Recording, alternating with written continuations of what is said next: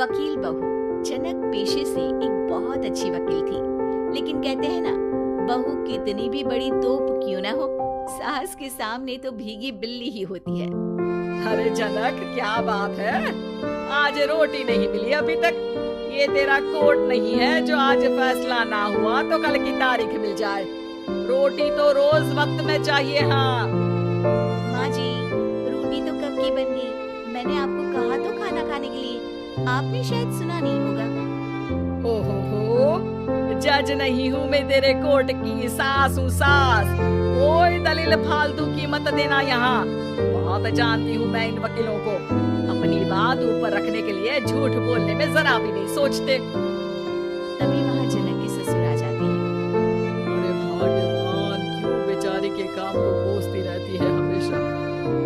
मैं भी तो था वहाँ जब ये आई थी तुझे रोटी खाने को बुलाने के लिए। सास को तो अब गुस्सा आ जाता है कि कैसे किसी ने बहू की साइड ले ली। अरे वाह जी वाह, वो तो मैं जानती थी कि कोई ना कोई गवाह तो ये पेश कर ही देगी। पर मैं तो अब सीधा खाना खाकर सोने जाऊंगी। मुझे आदत नहीं है किसी से बहसा बहसी करने की।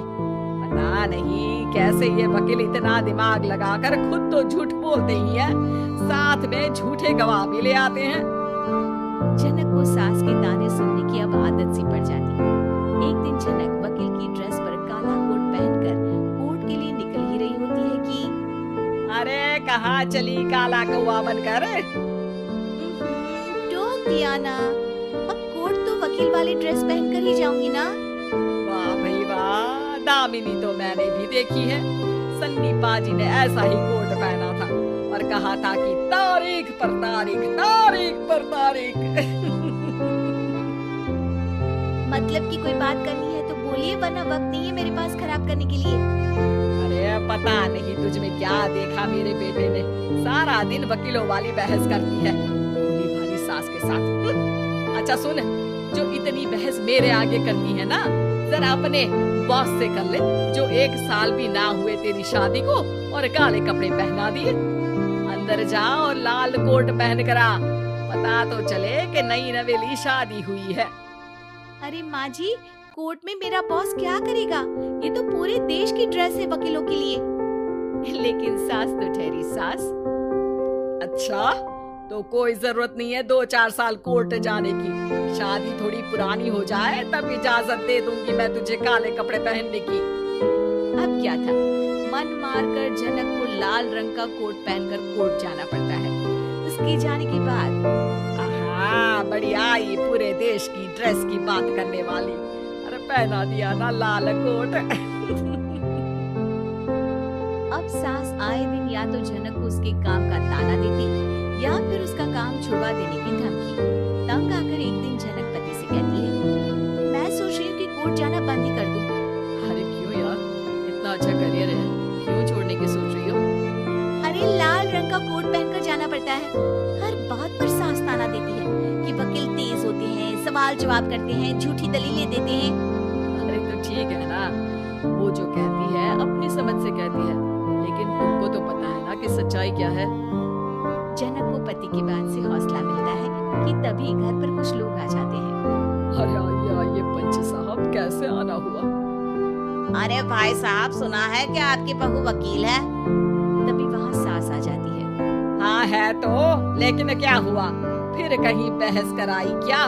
अरे हम तो खुद दुखी है उसके व्यवहार से। अरे भाभी जी, आपको तो पूरा मोहल्ला जानता है कि आप कितना बोलती है। फिर हम यहाँ बहू रानी की कोई शिकायत नहीं, बल्कि अपनी परेशानी लेकर आए हैं। ससुर जी खुश हो जाते हैं। हाँ, मैं भी बहू को बुलाता हूँ। जनक वहाँ आती है, सबको नमस्ते करके बैठ जाती है। बहू रानी, हमारे गांव में बड़ी मुसीबत आ गई है। अब तो पूरे गांव की जिम्मेदारी मानो तुम्हारे कंधों पर है। अरे ना ना, इससे तो घर की जिम्मेदारी पूरी नहीं होती, ये गांव की जिम्मेदारी क्या लेगी? भाभी जी, आप चुप हो जाओ, यहाँ पढ़े लिखे लोगों की बात हो रही है।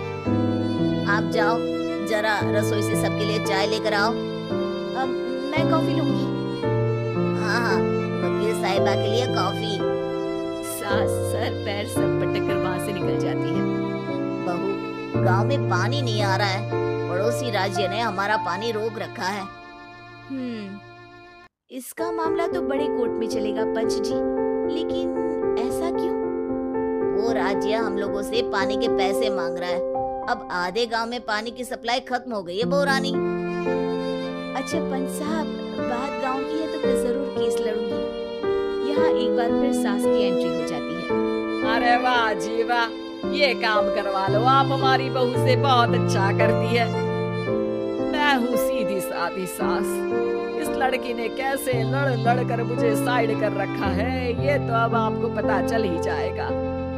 अरे भाभी जी, आपकी आवाज तो पूरे गांव को सुनाई पड़ती है जब आप बहू रानी को सुंदर वचन सुना रही होती हैं। अरे वकील बहू मिली है, फक्र करो फक्र। हाँ जी हाँ, सारी फकर तो हम लोग ही करें। खैर, अब जो केस लड़ेगी और पानी गांव में आ जाता है तो पंच साहब लिख कर देना होगा कि हैंड पाइप में सबसे पहले मेरी बाल्टी और घड़ा भरेगा। अरे फिर तो हम बहू रानी के नाम पर घर पर ही सप्लाई दे देंगे, लेकिन ये इतना आसान नहीं है। बहू, गांव के पास अभी वकील करने के भी पैसे नहीं है तो। अरे पंच साहब, ये मेरे गांव का मामला है, मैं आपसे एक भी पैसा नहीं लूंगी। सास को बहू की बात पर गुस्सा आ जाता है, लेकिन सबके जाने के बाद झनक मन लगाकर गांव की परेशानियों को दूर करने में लग जाती है। और वो दिन भी आता है कि झनक केस जीत जाती है। अरे आज तो प्लम्बर आकर घर तक पाइप लगा गया है।